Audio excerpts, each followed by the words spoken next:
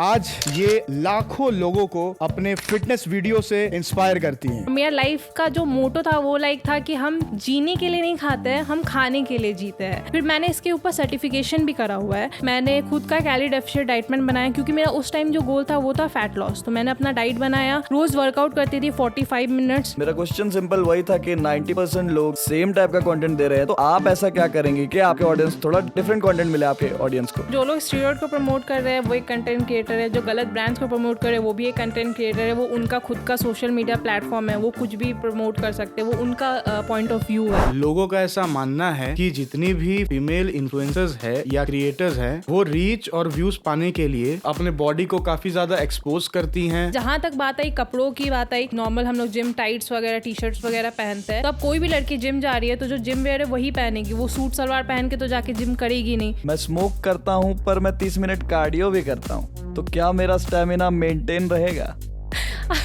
ऐसा सुनने में आता है कि किस करने से 2-3 कैलोरीज बर्न होती, तो क्या किस करने से या फिजिकल होने से हमारे फिटनेस पर कोई इम्पैक्ट पड़ता है? तो किस करने से अगर कैलोरीज बर्न हो रही है तो एक थप्पड़ पड़ने से भी उससे भी कैलोरीज बर्न होती है। So welcome back to another episode of BDL बस स्पॉन्सर्ड बाय होटल रिलायंस। मैं हूँ धीरज और मेरे साथ है रोहन सरकार। और आज की जो हमारी गेस्ट है वो है फिटनेस आइकन प्रीति बाजपेयी। और इनकी स्टोरी ना काफ़ी ज़्यादा इंस्पायरिंग रही है क्योंकि ये बचपन में काफ़ी ज़्यादा लीन हुआ करती थी और उसके बाद इनकी लाइफ में एक ऐसी फेज़ भी आई जब इन्होंने काफ़ी ज़्यादा वेट गेन किया और अब अपने डिसिप्लिन और डिटर्मिनेशन से इन्होंने अपने आप को सुपर फिट बना लिया है। सो आज ये लाखों लोगों को अपने फिटनेस वीडियो से इंस्पायर करती हैं। So Preeti ji, it's great to have you on our show. Thank you so much for inviting me and I am very very very excited. Preeti ji, मैंने आपकी इंस्टाग्राम आईडी चेकआउट की और मैंने ये देखा कि पहले आप काफ़ी ज़्यादा लीन हुआ करती थी और उसके बाद जैसा कि मैंने कहा कि आपने काफ़ी ज़्यादा वेट गेन किया और अब जैसा कि हम सभी देख सकते हैं कि आप सुपर से ऊपर वाली फिट हैं। तो इस ट्रांसफॉर्मेशन के बारे में बताइए ताकि काफ़ी सारे लोग आपके ट्रांसफॉर्मेशन जर्नी के बारे में जानें और आपसे फिर इंस्पायर हो। तो मेरी जो जर्नी है वो बेसिकली स्टार्ट होती है जब मैंने अपना 12th कंप्लीट कर लिया था एंड मैं ग्रेजुएशन के टाइम में थी। जैसे आपने कहा मैं बचपन से बहुत पतली हुआ करती थी, लेकिन ग्रेजुएशन के टाइम में मैंने 80 kgs तक वेट गेन कर लिया था। और उसका रीज़न यही था कि मेरा जो फ्रेंड सर्कल था वो बहुत ज़्यादा बढ़ गया था। एवरी वीक किसी का बर्थडे पार्टी होता था, हम लोग वो इन्जॉय करते थे। मैं घर आती थी, घर में मेरे हिस्से का जो खाना बनता था मैं वो भी खा लेती थी। और मेरा लाइफ का जो मोटो था वो था कि हम जीने के लिए नहीं खाते हैं, हम खाने के लिए जीते हैं। तो ये माइंडसेट के था मेरा। लेकिन फिर एक बार क्या हुआ कि मैं अपनी फैमिली के साथ, अपनी बड़ी सिस्टर एंड मदर के साथ एक ट्रिप पे गई थी। उस ट्रिप पे क्या हुआ कि मैं ज़्यादा कपड़े वगैरह नहीं लेके गई थी, लाइक कि मैं अपनी बहन का तो पहन ही लूँगी और मैंने पहना भी। लेकिन जब मैंने पहना तो उसका जो टॉप था वो उसमें मेरी पूरी चर्बी की लेयर्स दिख रही थी और मेरे को ये चीज़ बहुत बुरा लगा, लेकिन मैंने उतना ध्यान नहीं दिया। लेकिन मेरी सिस्टर ने मेरे को बोला, वो मेरे को छोटी बोलती है, तो उसने मेरे को बोला कि छोटी तुम भद्दी दिखने लगी है, सो वर्क ऑन योरसेल्फ। और वो मेरे को बहुत ज़्यादा हिट किया है। वो कहते हैं ना कि बाहर के लोग, 4 लोग क्या बोलते हैं फ़र्क नहीं पड़ता है, लेकिन जब खुद की फैमिली बोलती है तो वो बहुत ज़्यादा हिट करता है। मेरे को बहुत हिट किया, लेकिन मैंने कैजुअली उसको बोल दिया कि हाँ ठीक है, हाँ कोई बात नहीं। लेकिन मेरे मन में था कि मैं घर जाके खुद को ट्रांसफॉर्म करूँगी और अपनी सिस्टर को प्रूव करूँगी। ठीक है, मैं घर गई। घर जाने के बाद मेरा था कि मैं डाइट करूँगी। डाइट क्या है कि दिन भर भूखे तो रहना है, पतला होना कौन सा बड़ा बात है। लेकिन मेरे को कोई नॉलेज नहीं था एंड लैक ऑफ नॉलेज की वजह से मेरे को बस यही लगा कि भूखे रहना है एंड मैं भूखे रहती थी। लेकिन क्या होता था कि शाम तक मुझे इतना ज़्यादा भूख लगता था कि मैं एंड अप स्विगी करती थी, जोमेटो करती थी एंड मैं बहुत कुछ खाने लगती थी। और मैंने ये 2-3 वीक तक ट्राई किया, नहीं हुआ मेरे से। लेकिन एक टाइम ऐसा आया कि मेरे को बहुत डिमोटिवेशन फील हुआ, बहुत बुरा लग रहा है, बहुत बुरा लग रहा है। एक रात मेरी लाइफ में आया जो मेरे को आज तक याद है।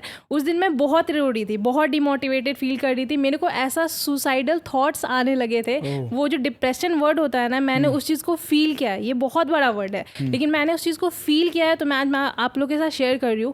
मेरे को ऐसा लग रहा था कि मैं कितनी वर्थलेस हूँ, मेरे से बस पतला तो होना है, ये नहीं कर पा रही हूँ मैं। तो मैं लाइफ में आगे जाके जो मेरे को बड़े बड़े अपॉर्चुनिटीज़ होंगे वो सब चीज़ मैं कैसे फेस कर पाऊँगी। एंड मेरे को लगा कि मैं लाइफ ख़त्म ही कर लेती हूँ और ये बात मेरे घर वाले किसी को नहीं पता है, मैंने किसी से शेयर नहीं किया, क्योंकि वो रात मेरी ज़िंदगी का वर्स्ट नाइट था। तो मेरे को ये चीज़ हमेशा याद रहेगा, इसलिए मैं आपको ये चीज़ बता पा रही हूँ। रात भर मैं रोई, सुबह उठी मैं। सुबह उठने के बाद मैंने अपने एक फ्रेंड को कॉल किया जिसका नाम भास्कर है, एंड वो उस टाइम जिम में ट्रेनर था। तो मैंने उसको कॉल किया, मैंने बोला कि यार मेरी हेल्प कर दे, मेरे को पतला होना है, मेरे को कोई आइडिया नहीं है, मैंने ट्राई कर लिया, कुछ नहीं हो रहा है। उसने बोला ठीक है चल कल से स्टार्ट करते हैं, लेकिन इसके बारे में तू भी पढ़ाई कर, डाइट वगैरह के बारे में, कैलोरीज वगैरह क्या होती है। जब नॉलेज रहेगा तुम्हारे पास तो तुमको इंटरेस्ट भी आएगा और तुम इस चीज़ को सही से कर पाओगी। तो मेरे को भी लगा कि हाँ इसमें लॉजिक के वाली बात है। तो मैंने इस चीज़ के ऊपर पढ़ाई करी, बहुत कुछ उसने मेरे को बुक्स वगैरह भी दिए, यूट्यूब के वीडियोस वगैरह शेयर किए, मैंने वो सब कुछ देखा, मेरे को इंटरेस्ट आने लगा।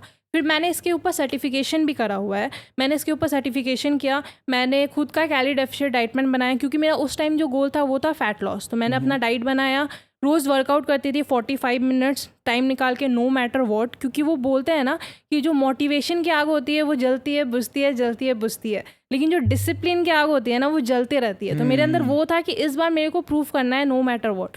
तो मैंने 1 महीने के अंदर अंदर 4 to 5 kg लूज़ कर लिया। मैं बहुत खुश थी, मेरे को ऐसा लग रहा था कि मैंने क्या अचीव कर लिया है, और मेरे को लगा कि यस यस यस मैं कर सकती हूँ। लेकिन उसके बाद क्या हुआ ना कि कुछ दिन बाद मैं बैक टू नॉर्मल रूटीन जाने लगी। फिर मेरे को लगा कि ये क्या चीज़ है यार, मतलब कि जोश जोश में मैंने स्टार्ट कर दिया, थोड़ा लूज़ कर दिया, अब मैंने फॉर ग्रांटेड ले रही हूँ। ऐसे कितने सारे लोग होंगे जो स्टार्ट करते हैं अपना जर्नी, थोड़ा सा करते हैं, रिजल्ट आता है, फिर वो छोड़ देते हैं। क्यों? क्योंकि कोई उसे पीछे से बूस्ट करने वाला नहीं होता है। तब मेरे मन में आइडिया है कि यूट्यूब स्टार्ट करते हैं, क्योंकि मेरे साथ जो बहुत सारे लोगों की जर्नी है वो लोग को ये पूरा करने में मैं उनकी मदद करूँगी, साथ साथ अपनी जर्नी भी मैं उनके साथ कंप्लीट करूँगी।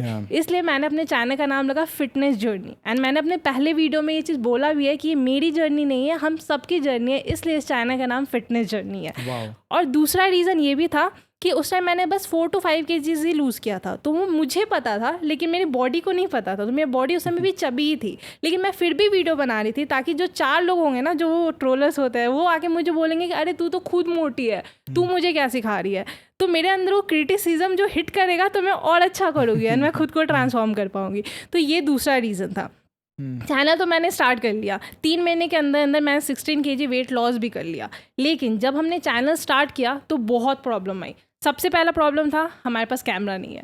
तो क्या किया मैंने, मेरा दोस्त का एक सैमसंग का 10,000 का फ़ोन आता था, उसकी थोड़ी सी कैमरा क्वालिटी अच्छी थी, तो हम लोग उससे वीडियो बनाने स्टार्ट किए।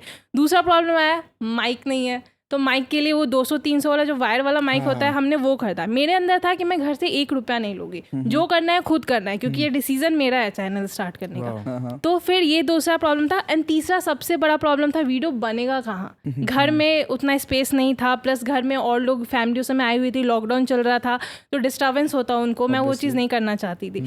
तो हम लोग क्या करते थे, फील्ड्स में, ग्राउंड्स में, पार्क में जा जाके वर्कआउट वीडियो शूट करते थे। और उसमें भी बहुत प्रॉब्लम होती थी कि थोड़े टाइम भीड़ होने लगता था, तो फिर हमें वहाँ से हटना पड़ता था, फिर हम लोग दूसरे ग्राउंड में जाते थे। ऐसे कर करके हम लोग एक सोसाइटी के पार्क में वीडियो शूट करना स्टार्ट करती है। लेकिन उसमें क्या प्रॉब्लम हुई कि एक दिन हम लोग वीडियो शूट करने गए थे, सोसाइटी वालों ने कंप्लेन कर दिया कि यहाँ ये लोग आते हैं, डिस्टर्बेंस होता है। अच्छा। तो हम लोग गए, वहाँ पर क्या हुआ कि वहाँ पर जो पेट्रोलिंग वाले पुलिस वाले आते हैं ना, वो आके हमें बोलते हैं कि आप यहाँ वीडियो नहीं बना सकते, आप यहाँ से चल जाओ। और उस दिन हमें वीडियो बनाना था, क्योंकि हमने रात भर स्क्रिप्ट लिख के लेके गए थे। तो हमने उनको समझाने की कोशिश की कि सर प्लीज़ हमें एक वीडियो है, बस बनाने दे दो, फिर हम लोग नेक्स्ट टाइम देख लेंगे कहाँ जा सकते हैं। लेकिन दे सेड नहीं होगा, आप जाओ यहाँ से। हमें बहुत बुरा लगा, हमें एकदम डिमोटिवेशन आ गया कि क्या यार, कितना कोशिश कर रहे हैं हम लोग, कितना स्ट्रगल कर रहे हैं, यहाँ उठ के जाओ, वहाँ उठ के जाओ, अब इससे ज़्यादा स्ट्रगल तो नहीं देख सकते ना। तो हमें लगा कि हमारा यूट्यूब ख़त्म होता है। ये मैं पूछना चाहूँगा आपसे कि आपने अपने फिटनेस की जर्नी को कौन से ईयर से शुरू किया था?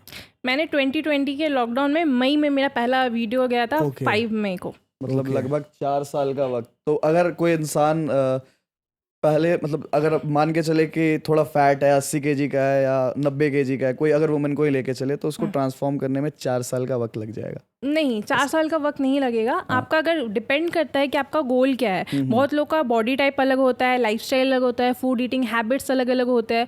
तो अगर आपका जनरल फिटनेस है, आपको बस फैट लॉस करना है, तो 3 से 6 महीने इनफ होते हैं। उसमें आप उस चीज़ को कर सकते हो। अच्छा, ठीक है। तो मैं कहाँ थी वो, हाँ, तो उन्होंने मेरे को बोल दिया चले जाओ। हम लोग बहुत डिमोटिवेट हुए, हमें लगा कि हमारा यूट्यूब ख़त्म, अब इससे ज़्यादा हम नहीं कर सकते स्ट्रगल। तब मेरे को एक बात याद आई जो मेरी मम्मी मेरे को कहा करती थी, और एक शायरी है ये। शायरी ये था कि कि मंजिल मिले ना मिले ये तो मुकद्दर की बात है, मंजिल मिले ना मिले ये तो मुकद्दर की बात है, हम कोशिश भी ना करें ये तो गलत बात है। तो ये चीज़ मेरे को हिट किया एंड मेरे को लगा रात भर हमने स्क्रिप्टिंग की है, वीडियो तो बनाना है at any how no matter what. तो हमने क्या किया, रोड के किनारे खड़े होकर हमने अपना वो वीडियो शूट किया एंड वो वीडियो मेरे लाइफ का टर्निंग पॉइंट था। 10 मिलियन प्लस व्यूज़ गए उसमें। और उसके बाद मुझे लगा कि अब रुक के नहीं देखना है, जय श्री राम भगवान जी का नाम लिया, पीछे मुड़ के नहीं देखना है। फिर हमने अपनी दोस्त के घर जाके वीडियो बनाना स्टार्ट कर दिया। 1 साल के अंदर अंदर हमारा 100K पूरा हुआ, प्ले बटन आने वाला था। उसी समय मेरे ट्रेनर ने बोला कि एक जगह कॉम्पिटिशन हो रहा है पावर लिफ्टिंग का, तुम जाके ट्राई करो। मैं एक्सपीरियंस के लिए चली गई वहाँ पे, मैंने ट्राई किया, मेरा सिल्वर मेडल लगा। बहुत मजा आया, लगा कि अरे यार ये तो करने में मजा आ रहा है। अच्छा मैम, अभी आपकी कितने सब्सक्राइबर्स हैं?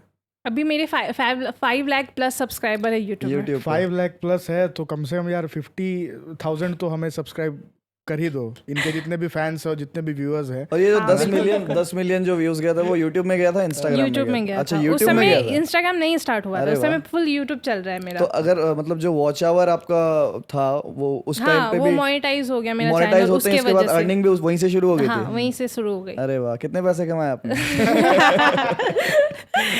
ये इसको थोड़ा कॉन्फिडेंस से रखते रहता मतलब इतना अर्निंग होने लगा जिससे अब नॉर्मल जो मेरा अपना खर्चा चल रहा था वो अब हम कैमरा खरीद पाए, हर चीज खरीद पाए। मतलब इतना पैसा अब हो गया कि अब अपना जिम खरीद सकते हैं। तुम लोग को जिम करना है तो आ जाना वहाँ पे, देख लिया जाएगा। नंबर्स कोई नहीं पता, नंबर्स कोई नहीं बताता। ओके, कोई नहीं, चलो कोई बात नहीं, चलेगा। अच्छा, तो अभी आप अपने जर्नी के बारे में बता रही थी। अगर कोई फिटनेस इन्फ्लुएंसर है तो उसका पूरे दिन का रूटीन क्या होता है और आपका मेन फोकस और गोल क्या है बेसिकली? ओके, तो एज अ फिटनेस क्रिएटर और एज अ फिटनेस इंथुजियास्ट बोल सकते हो आप, तो मेरा रूटीन यही रहता है कि मेरे को अर्ली मॉर्निंग उठना रहता है, क्योंकि मैं फिटनेस ट्रेनर भी हूँ, तो मैं ऑनलाइन ट्रेनिंग भी प्रोवाइड करती हूँ। अच्छा। तो मेरे को सुबह 4:30 बजे उठना होता है एट एनी हाउ। 5 बजे से मेरे क्लासेस होते हैं, 7-7:30 बजे तक क्लासेस चलती है, डिपेंड करता है। और फिर 8 बजे तक मैं फ्री हो जाती हूँ। फिर घर का जो नहा के पूजा वूजा मैं रोज़ पूजा करती हूँ, ये मेक श्योर करती हूँ। मैं हनुमान जी की बहुत बड़ी भक्त हूँ, तो मैं पूजा करती हूँ। उसके बाद जिम जाते हैं हम 9 बजे, 9, साढ़े 9, 10 बजे तक। वहाँ 2 से 3 घंटा तो लग ही जाता है, नो मैटर व्हाट, क्योंकि करते करते हो जाता है। वीडियो वगैरह भी बनाते हैं? हाँ, वीडियोस वगैरह वो एंड में बनाती हूँ मैं थोड़ा सा। बहुत लोग कमेंट करते हैं कि जिम में जाके सिर्फ वीडियो ही बनाती हो क्या?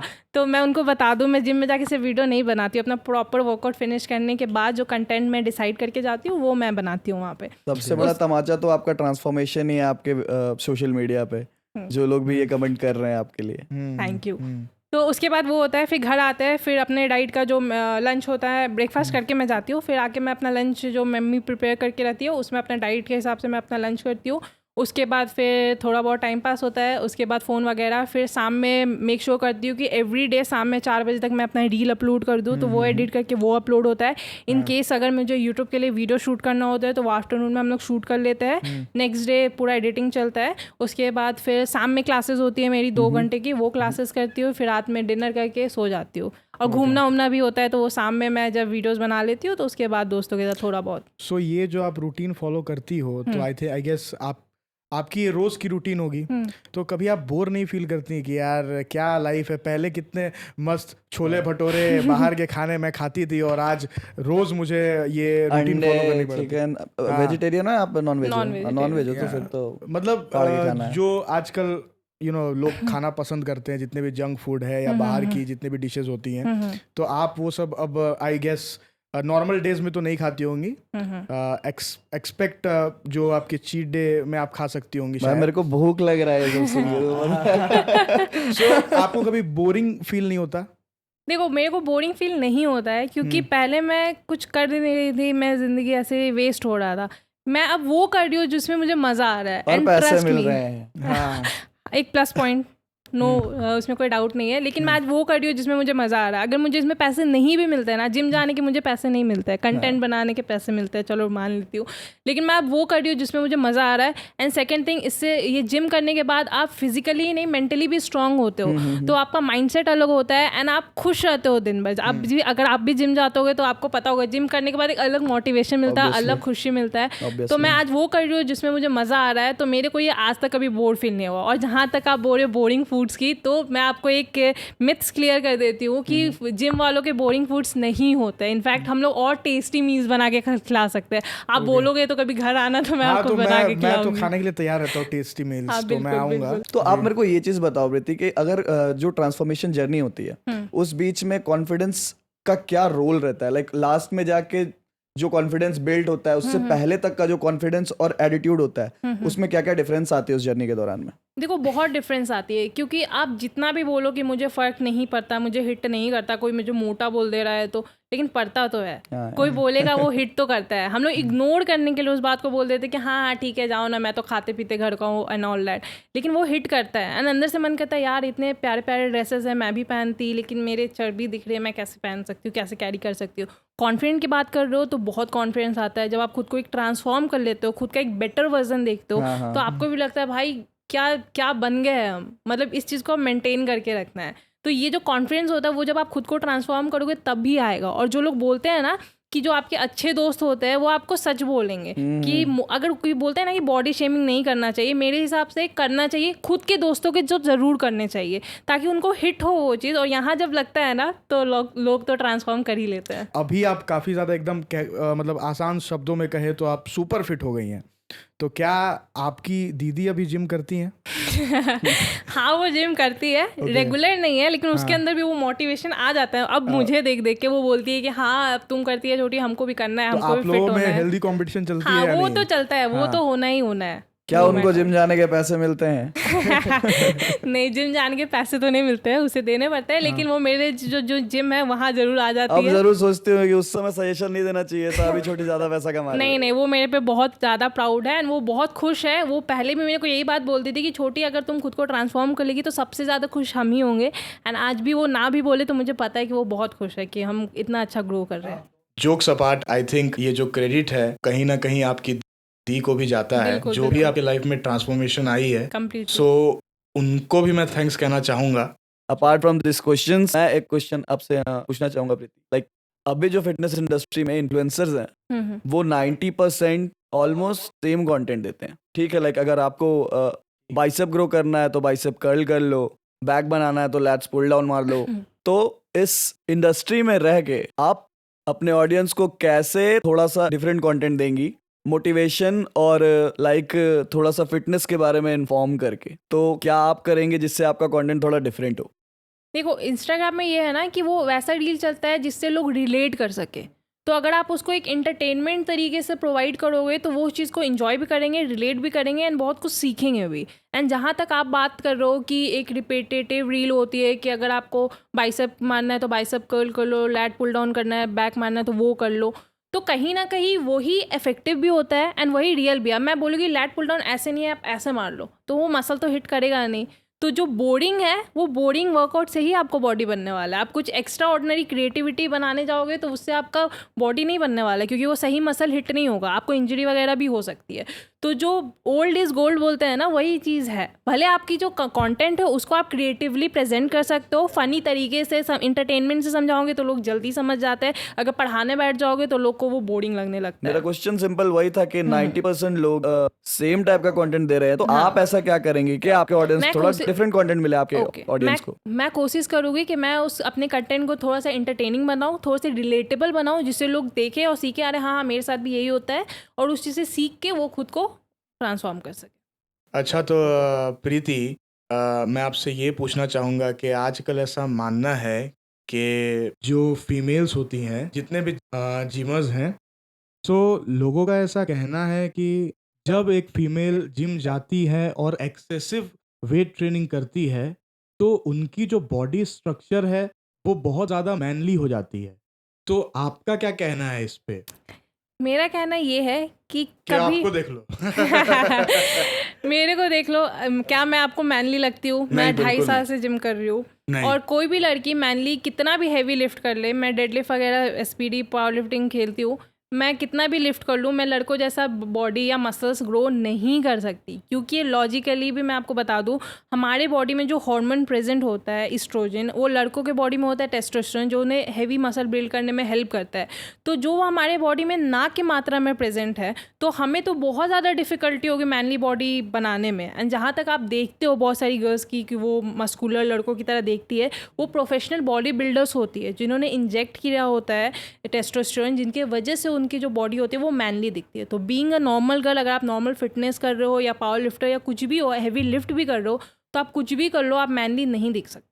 हाँ, तो अभी आप बता रही थी जैसे स्टेरॉइड्स के बारे में, लाइक जब उनका बॉडी मैनली हो जाता है बेसिक, वो लोग स्टेरॉइड्स लेते हैं। तो इसी चीज से रिलेटेड मैं एक क्वेश्चन आपसे करने वाला हूँ कि अभी तक तो हमने फिटनेस से रिलेटेड बात कर ली, अब फिटनेस की डार्क साइड से थोड़ा बातों को टच करते हैं फिटनेस की इंडस्ट्री में।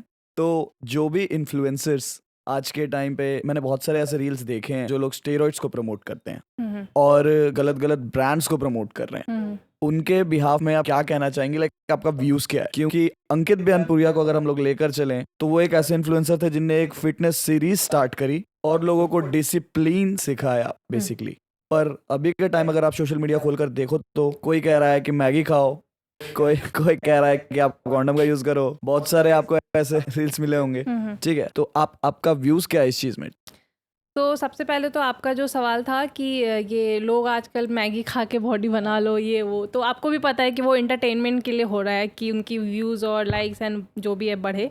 तो that doesn't makes any sense. कहीं ना कहीं आपको भी पता है उससे कोई फ़र्क नहीं पड़ने वाला, वो आप एज अ कॉमेडी की लेकिन तरह आप देख अगर सकते ऑडियंस हो। को लेकर चले तो कई लोग उनको फॉलो करते हैं और कई लोग उनसे इन्फ्लुएंस भी होते हैं। हाँ, बिल्कुल इन्फ्लुएंस बहुत होते सारी हैं। वीडियोस मैंने उसके बाद देखी भी थी जिसमें लोग कह रहे हैं कि मैगी हम भी खाएंगे क्योंकि तरुण गिल सर खा रहे हैं। मैंने नाम ले लिया, तरुण गिल सर खा रहे हैं। कट वाली चीज ही नहीं है भाई, वही एक यूनिक इंसान है जो मैगी खा के बॉडी बना रहा है। हाँ, हाँ, जब वो डाल सकते हैं तो नाम क्यों नहीं ले सकते? हाँ, सही बात है। तो वही चीज, और डार्कर साइड में लेकर चले तो वही स्टेरॉइड्स वगैरह हो गया और जो गलत टाइप्स के ब्रांड्स के प्रमोशन हो गए, जो कि बहुत ज्यादा दर्जे पे चल रहे हैं अभी सोशल मीडिया पर। तो जो लोग स्टीरॉयड को प्रमोट कर रहे हैं वो एक कंटेंट क्रिएटर है, जो गलत ब्रांड्स को प्रमोट कर रहे हैं वो भी एक कंटेंट क्रिएटर है। वो उनका खुद का सोशल मीडिया प्लेटफॉर्म है, वो कुछ भी प्रमोट कर सकते हैं, वो उनका पॉइंट ऑफ व्यू है।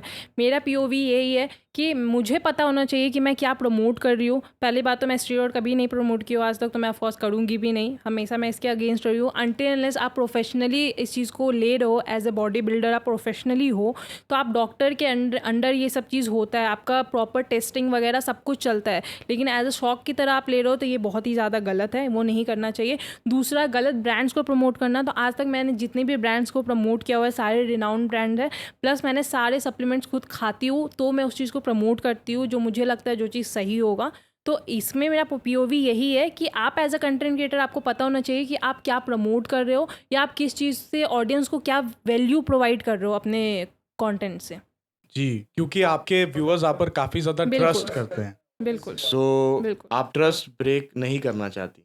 सो प्रीति जी, मैं आपसे ये पूछना चाहूँगा कि आप काफ़ी ज़्यादा पावर लिफ्टिंग भी करती हैं और आजकल ना जितने भी यंगस्टर्स हैं वो काफ़ी ज़्यादा ईगो लिफ्टिंग करना चाहते हैं, दिखाना चाहते हैं, यार देखो मैंने इतने वेट शरीर उठा लिए। 70 का है और वेट उठा हाँ। रहे हैं 250 केजी सो दिखावट में। हाँ बिल्कुल, तो जो पावर लिफ्टिंग को ये ओवर हाइप बना कर रखा है सबने, इस पर आपका क्या कहना है? सो पहली बात तो पावर लिफ्टिंग एक गेम है जिसमें आपको मेक श्योर करना होता है, एक स्ट्रेंथ का गेम है जिसमें आप कितना अच्छा अपना पीआर मतलब पर्सनल रिकॉर्ड मार सकते हो विद अ प्रॉपर फॉर्म। क्योंकि अगर आप उसको गलत तरीके से मार रहे हो तो वैसे भी जब आप खेलने जाओगे तो वहाँ पर वो नो लिफ्ट हो जाने वाला है। तो जो लोग ईगो लिफ्टिंग कर करके बहुत उठा रहे होते हैं, आपको बैकग्राउंड ऑफ द स्टोरी नहीं पता होता है, दूसरे दिन उनकी पीठ में इंजरी हो चुकी होती है, वो 1 महीने के लिए बेड रेस्ट में जा चुके होते हैं।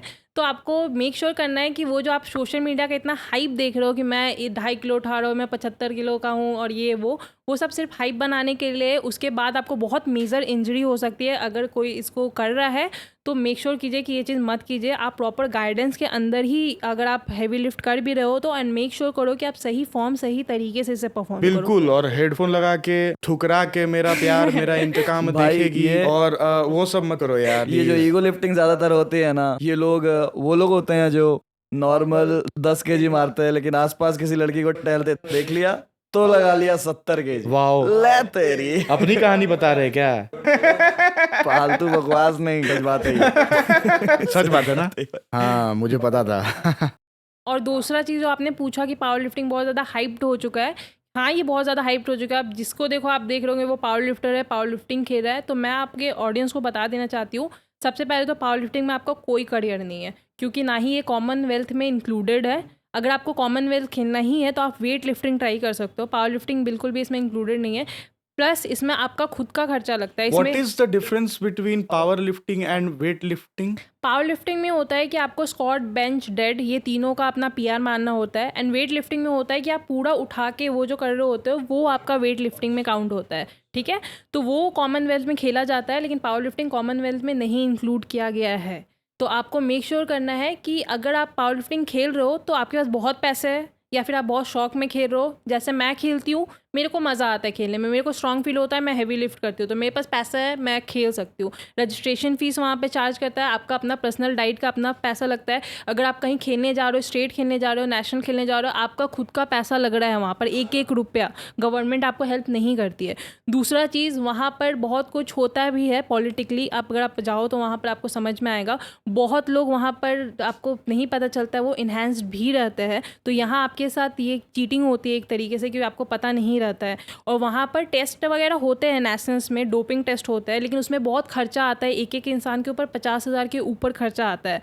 तो वो सबका डोपिंग नहीं करता है, वो उनको जिन पे शक होता है वो डोपिंग करते हैं। तो कहीं ना कहीं एक टाइप का ये चीट गेम ही है, और इसमें कोई करियर भी नहीं है। तो मैं आपको सजेस्ट करना चाहूँगी कि अगर आपको खेलना ही है, बहुत इंटरेस्ट है एथलीट बनने का, तो आप वेट लिफ्टिंग ट्राई करो, that will be better. Prize money कुछ नहीं होता है, आपको एक मेडल मिलता है, एक सर्टिफिकेट मिलता है, एंड आपको दिल की खुशी मिलती है। आप एक हाँ। प्रीति, आप एक किसी पर्सन को ट्रेन करने का अभी कितना चार्ज करती हैं?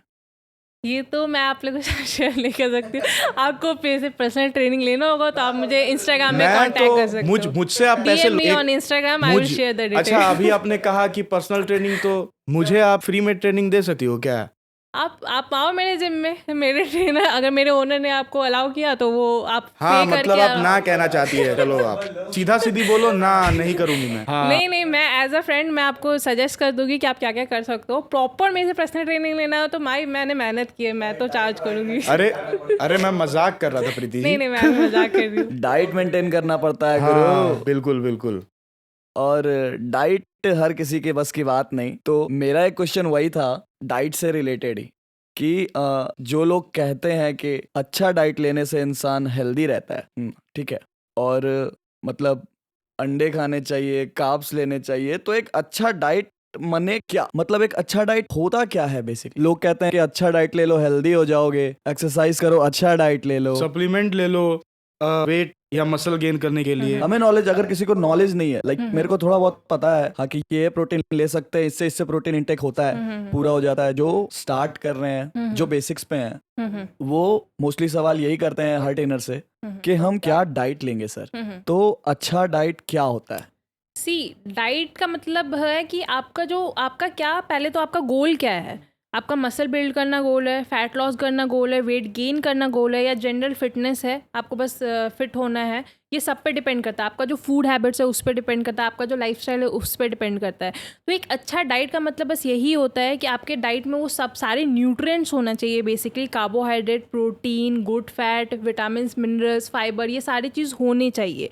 हाँ, हमारे जो इंडियन मील है, जो देसी घर का खाना है, दाल चावल, उससे आप एक नॉर्मल डाइट अच्छे से फॉलो अप कर सकते हो, लेकिन उसमें बस कमी होती है प्रोटीन की। प्रोटीन हमारे बॉडी के लिए बहुत ज़्यादा इंपॉर्टेंट होता है, क्योंकि आप जब वर्कआउट करते हो तो आपका जो मसल ब्रेकडाउन होता है उसकी रिकवरी के लिए बहुत ज़्यादा हेल्प करता है। अब उसका मतलब ये नहीं है कि आप सप्लीमेंट ही ऐड ऑन कर लो, प्रोटीन, वे प्रोटीन, आइसोलेट प्रोटीन, ये सब आपको खाने की ज़रूरत नहीं है। अगर आप अपना डेली जो इंटेक होता है प्रोटीन का, उसको अगर आप अपनी जनरल डाइट से पूरा कर पा रहे हो, जो वेजिटेरियंस लोग हैं वो वेजिटेरियन ऑप्शन ले सकते हो, जैसे सोयाबीन हो गया, चिकपीस हो गया, राजमा हो गया, ये सब चीज़ से आप ले सकते हो। जो लोग नॉन वेजिटेरियंस है वो अंडे, फिश, ये सब कुछ खा सकते हैं। बस आपको मेक श्योर करना होता है कि आपका जो प्रोटीन का इंटेक है उतना आपको पूरा करना है। एक नॉर्मल इंसान जो होता है, जितना आपका बॉडी वेट है उतना ग्राम भी अगर आप प्रोटीन खा ले रहे हो तो वो आपके लिए इनफ है, अगर आपका नॉर्मल जनरल फिटनेस है ना, आपको नॉर्मल फैट लॉस करना है तो ये होता है एक अच्छा डाइट, नॉर्मल घर का खाना जिसमें वो सारे न्यूट्रिएंट्स अवेलेबल हो जो आपकी बॉडी की रिक्वायरमेंट है। प्रीति जी, अब एक बहुत ही सीरियस सवाल मैं पूछने जा रहा हूँ आपसे कि लोगों का ऐसा मानना है कि जितनी भी फीमेल इन्फ्लुएंसर्स है या क्रिएटर्स हैं वो रीच और व्यूज पाने के लिए अपने बॉडी को काफ़ी ज़्यादा एक्सपोज करती हैं। आसान शब्दों में कहूँ तो एस या चेस्ट को ज़्यादा एक्सपोज करती हैं रीच के लिए, व्यूज़ के लिए या लाइक्स के लिए। एंड स्पेशली ये कहा जाता है जो कि फिटनेस इन्फ्लुएंसर्स होती हैं।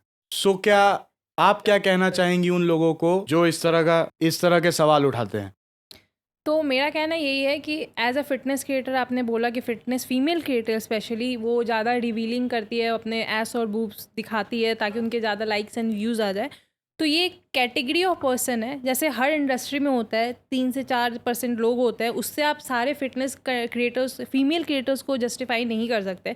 एंड जहाँ तक बात आई कपड़ों की, बात आई जो वो नॉर्मल हम लोग जिम टाइट्स वगैरह टी शर्ट्स वगैरह पहनते हैं, तो अब कोई भी लड़की जिम जा रही है तो जो जिम वेयर है वही पहनेगी, वो सूट सलवार पहन के तो जाके जिम करेगी नहीं। जैसे लड़कों का भी आप देख सकते हैं, लड़के टी शर्ट खोल करके अपने 6 पैक ऐप फ्लॉन्ट कर रहे होते हैं जो कि इंजेक्टेड होते हैं, इन्हेंस्ड होते हैं, फिर भी वो फ्लॉन्ट कर रहे होते हैं एकदम प्राउडी की तरह। सबके नहीं। हाँ, जो भी जिनके होते हैं या फिर हाँ। वो भी वहाँ पर वो अपने तरीके से अपने कंफर्ट के कपड़े पहनते हैं। तो सेम एज़ फॉर गर्ल्स भी जो जिम वेयर है वो वही पहन के जाएगी। अब वो स्पेशली जब वो रील्स वगैरह बना रही है उस एंगल से बना रही है ताकि लोग वही सब देखें और उसी पे कमेंट करें, तो वो उनका पीओवी है जो ये करती है। 10 से 15% लोग जो है जो फीमेल कंटेंट फिटनेस क्रिएटर है, तो उससे आप और लोगों को इस चीज़ के लिए जस्टिफाई नहीं कर सकते। सो प्रीति जी, व्हाट डू यू फील कि मतलब इस जो रेप की जो समस्या चल रही है अभी हमारे देश में, सिर्फ कोलकाता में जो हादसा हुआ वही नहीं, हमारे देश के काफी सारे अलग अलग राज्यों में ये इस तरह की घटनाएं सुनने को मिल रही है। और हमारे बोकारो में भी मैंने सुना कि बालीडी में एक रेप हादसा हुआ। सो आपके नजरिए से ऐसी क्या बदलाव होनी चाहिए हमारे देश में जिसके वजह से ये रेप केसेस कम हो? पहली बात तो कि इंडिया में क्या होता है, किसी का रेप हुआ आपने सुना होगा, हम लोग क्या करते हैं, कैंडल मार्च करने लग जाते हैं, वी वॉन्ट जस्टिस करने लग जाते हैं, इंस्टाग्राम में स्टोरी लगाने लग जाते हैं। क्या इससे अभी तक कुछ फ़ायदा पड़ा है?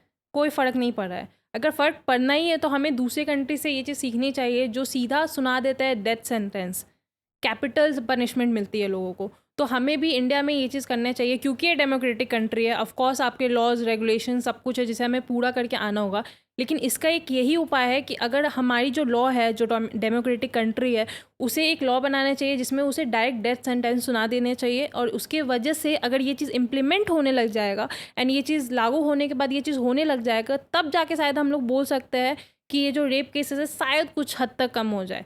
क्योंकि ये जो रेप है ना, रेप होता है ना, ये इसलिए नहीं होता है कि आपके अंदर कुछ वो होता है कि आपको अपना जो इंटरनल हार्मोन इम्बैलेंस हो गया, आपको सेक्स करने का मन किया तो आपने वो चीज़ कर दिया। नहीं, ये एक्चुअली में एक साइकोलॉजिकल प्रॉब्लम है। अगर आप जितने भी रेपिस्ट लोग का इंटरव्यू वगैरह देखोगे, उनका अगर आप बात सुनेंगे तो उनको लगता है कि नहीं, मुझे एक डोमिनेंस क्रिएट करना था तो मैंने वो डोमिनेंस क्रिएट कर दिया। एक्चुअली ये साइकोलॉजिकल प्रॉब्लम है। तो सबसे इंपॉर्टेंट ये है कि हमें लोगों को एजुकेट करने चाहिए, बच्चे लोगों को ये चीज़ पढ़ाना चाहिए। अगर हम लोग एजुकेटेड रहेंगे, सेक्स एजुकेशन बहुत अच्छे से सबको समझ आने लग जाएगा, तो इंसान को समझ में आने लगेगा कि कोई लड़की अगर ना बोल रही है तो उसका मतलब ना है। हमने फिल्मों वगैरह में देखा है कि लड़की ना बोलती है तो उसका मतलब हाँ होता है। तो हमारे अंदर वो साइकोलॉजिकली वो इनबिल्ड हो चुका है। लड़कों लोग का क्या होता है कि उनका ये होता है कि उनको एक डोमिनेंस क्रिएट करना होता है, तो वो डोमिनेंस क्रिएट करने के लिए अपनी चीज़ को हावी करते हैं लड़कियों के ऊपर। तो अगर हमें अच्छे से एजुकेशन मिला, पहली बात, अगर अच्छे से सेक्स एजुकेशन दिया गया तो इस चीज़ को हम लोग बहुत हद तक कंट्रोल कर सकते हैं। दूसरा चीज़, हमारा जो लॉ है उसमें ये डेथ सेंटेंस सुनाना चाहिए, जिसकी वजह से कैपिटल पनिशमेंट दी जाएगी। तो इस चीज़ को हम लोग बहुत हद तक कंट्रोल कर सकते हैं। हमने एक शॉर्ट फिल्म बनाया था रेप, ठीक है। उसमें जब जो पुलिस है रेपिस्ट से पूछ रही होती है कि क्या तुमने रेप किया है, ऐसा वैसा, और लास्ट में वो जो रेपिस्ट है वो मान जाता है कि मैंने रेप किया है। एंड जैसा कि आपने कहा, काफी प्राउडली एक डोमिनेंस दिखाने के लिए उस प्रकार से वो मान जाता है। तो उस वक्त वो जो पुलिस रहता है, जो इंस्पेक्टर रहते हैं, वो क्या करते हैं, उसी वक्त एक गेम खेल के, जो पुलिस वालों का गेम होता है, उस गेम का यूज करके वहीं पर उसको गोली मार देते हैं, रेपिस्ट को। सो आई थिंक जल्दबाजी में हम फैसला तो नहीं ले सकते कि यार इसे हमें मार देना चाहिए या डेथ सेंटेंस दे देना चाहिए, बट जब ये प्रूफ हो जाए तो आई थिंक कुछ ऐसी कड़क लॉज निकलनी चाहिए जिसकी वजह से लोग डरे। भाई निर्भया केस में पता था कि उनने करा है, फिर भी वो केस कितने सालों तक चला, 2019 या 20 में जाके फिर वो मुकदमा अंजाम दिया गया। और इसी वजह से लोगों के पास एक क्या हो जाता, जिनके पास थोड़ा सा पावर ज्यादा होता है, लाइक पॉलिटिकल पावर है, फाइनेंशियल पावर ज्यादा है ना, उनके पास एक और चीज होता है कि भाई हम ये सब चीज का यूज करके इन चीजों से निकल जाएंगे। और ये निकलने का जो दौर होता है ना, जितना टाइम एक मुजरिम को सजा देने में लग रहा होता है, उस दौर में ये अपने पावर का यूज करके उस जगह से छूट जाते हैं। तो ये चीज गलत है, ये चीज नहीं होना चाहिए। इसलिए मैंने बोला, जैसे आपने धीरज ने बोला कि जो लोग इनोसेंट है तो उनको वो टाइम देना चाहिए। इसलिए हमारी जो डेमोक्रेटिक कंट्री है, इतनी सारी लॉ वगैरह बनी हुई है, तो वो चीज़ प्रूव हो जाने के बाद ही मैंने प्रूव बोला होने के बाद तो भाई प्रूव हुआ, देन आप उसको डेथ सेंटेंस दे के उसको ख़त्म करो। या फिर जो उम्र कैद की सज़ा होती है वो भी बहुत बड़ी सज़ा होती है। जो गए हुए हैं उनको पता है ये। अभी उज्जैन में जो एक केस हुआ है हाल फिलहाल में, जी। ट्रैफिक लाइट के पास में ही वो रेप को अंजाम दिया गया, पब्लिक देख रही थी, और पब्लिक वीडियो बना रही थी। उस जगह पे। तो ऑन स्पॉट गोली मार के हत्या करना भाई एकदम लॉ से कोई मतलब नहीं है भाई। इस जगह पे हम देख रहे हैं उनका खून नहीं खोलता क्या भाई ये सब देखकर? और सबसे शर्मिंदगी की बात ये है कि जो देख रहे हैं वो वीडियो बना रहे रहे हैं और हैं, सोशल मीडिया पर पोस्ट कर रहे हैं। एग्जैक्टली। और अभी पता चला कि जिन्होंने रेप करा हुआ था उनको तो पुलिस ने पकड़ लिया। जो 4 लोग वीडियो बना रहे थे उनकी अभी भी खोज चल रही है। मतलब जिनने सोशल मीडिया पर वीडियो डाली है, हाँ, उनको खोजे जा रहे हैं। तो ये इससे शर्म की बात क्या हो सकती है कि हम इतने गंदे वाले कलयुग में आ चुके हैं कि लोग रेप कर रहे हैं। ऐसे तो हम लोग बहुत कैंडल मार्च लेके घूमते हैं कि नहीं वी वांट जस्टिस, एंड आपके सामने जब हो रहा है तो आप मज़े ले रहे हो, वीडियो बना रहे हो। आपको उससे जाके रोकना चाहिए एंड आप उस चीज़ का मज़े ले रहे हो। तो इससे ज़्यादा घिनौनी हरकत, घिनौनी बात क्या हो सकती है? तो मतलब ये जो सोसाइटी है, मतलब हम लोग का देश आज़ाद हो चुका है लेकिन स्टिल इस सोसाइटी में हम लड़कियां रह रही है एंड स्टिल हम लोग अभी तक सेफ नहीं है। ऐसी कोई गर्ल्स नहीं होगी जिनके साथ आप जाके पूछोगे क्या आपके साथ कोई ईव टीजिंग की घटना हुई है। आए दिन होते रहती है। Now we are use to it.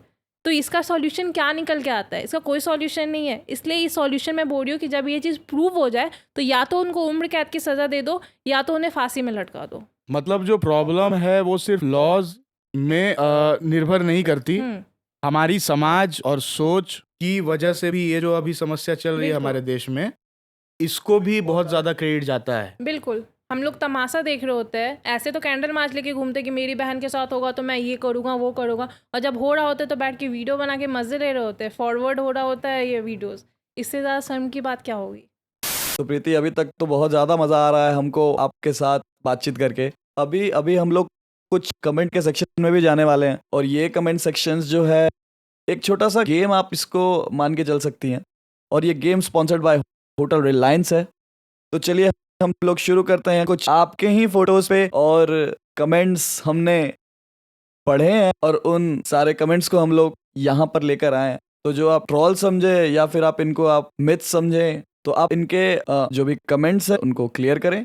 आगे बढ़ने से पहले this show is sponsored by hotel Reliance. Sponsored by तो है भाई हम लोग ये तो मानना पड़ेगा। चलते हैं पहले क्वेश्चन की तरफ। तो क्या दारू पीने से फैट्स बढ़ता है? तो इसका आंसर ये है कि ऑफ कोर्स बिल्कुल वो अफेक्ट करेगा। अब ये तो यही बात हो गई कि मुझे पतला भी होना है एंड मुझे मेहनत भी नहीं करना है। ओके, तो आगे बढ़ते हैं। जो नेक्स्ट कमेंट है आपके पिक पर, वो है पैसे इतने नहीं हैं कि प्रोटीन पाउडर ले सके, तो रोज के कितने अंडे खाने से प्रोटीन इंटेक पूरा होगा? तो अंडे से आपको प्रोटीन ज़रूर मिलेगा, लेकिन आप दिन भर अंडा ही तो नहीं खाते रहोगे अपने प्रोटीन इंटेक को कंप्लीट करने के लिए। अगर आपके पास पैसे नहीं है तो आप और भी अच्छे अच्छे प्रोटीन के सोर्सेज खा सकते हो। अगर वेजिटेरियन हो तो बहुत सारे प्रोटीन के सोर्सेज होते हैं, जैसे सोयाबीन हो गया, पनीर हो गया, ये सब चीज़ आप खा सकते हो। लेकिन अगर आप नॉन वेजिटेरियन हो तो फिश, एग, चिकन, ये सब कुछ खा सकते हो। एंड ये सबसे भी आप अपना प्रोटीन इंटेक कंप्लीट कर सकते हो। एंड मैंने आपको बताया है कि एक जनरल फिटनेस के लिए अगर आपका जनरल गोल है तो आपका जितना बॉडी वेट है उतना ग्राम आप प्रोटीन खा सकते हो। अगर आपको मसल बिल्ड करना है तो उससे डबल खा लो, लेकिन आपको मेक श्योर करना है कि आप जो भी खा रहे हो एक बार अच्छे से अपने ट्रेनर से कंसल्ट कर लो। वो आपका प्रॉपर जब डाइट बना के देंगे आपको तो उनको ज़्यादा आइडिया होगा, वो आपकी बॉडी टाइप से वो चीज़ तैयार करके देंगे कि आपको कितना ग्राम प्रोटीन खाना है, आप वो खा सकते हो। इसके लिए आप प्रोटीन पाउडर ही ज़बरदस्ती, पैसे नहीं है तो ख़रीदने की ज़रूरत नहीं है। मतलब इन शॉर्ट, पैसे अगर कम भी है तो बॉडी बन सकती है। हाँ बिल्कुल बन सकती है। देखो हमें, देखो थोड़ा बहुत बन रहा है, गरीब है तो क्या हुआ। नेक्स्ट कमेंट आपका आया है कि मैं 16 साल का हूँ और मैं क्रिकेट खेलता हूँ, मैं क्या प्रोटीन पाउडर और क्रेटिन का इंटेक कर सकता हूँ?